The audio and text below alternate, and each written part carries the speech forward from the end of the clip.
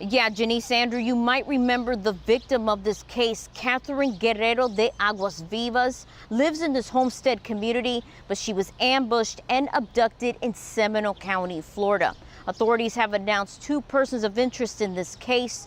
One is behind bars, the other is still on the run. Family members say Catherine Guerrero de Aguas Vivas was kidnapped and murdered just days before her 32nd birthday.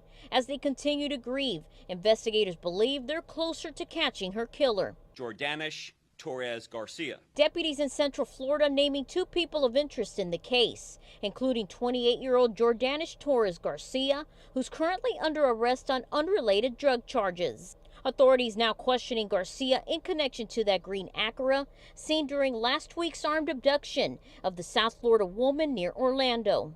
They're also highlighting a social media profile picture seen on the right, believing it matches the image of the man seen in that same kidnapping video. Detectives also naming 27-year-old Giovanni Joel Crespo Hernandez as the other person of interest. Fentanyl. Deputies say they found drugs in his home and arrested his girlfriend on trafficking charges. Crespo Hernandez now on the run.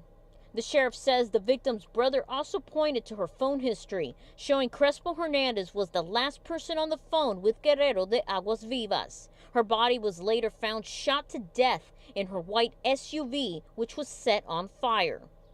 The Seminole County Sheriff also answering the question as to why the victim drove from Homestead to the Orlando area in the first place. Lewis tells us that Giovanni says that Catherine was up here to deliver money and other stuff for a friend. Now, again, I'm not going to speculate. So there's a lot of moving parts here. Investigators believe that the killing is thought to be related to the murder of a tow truck driver the day prior. But of course, we're still in the early stages of this investigation. And for now, that's the latest in Homestead. Stephanie Brienne, Local 10 News.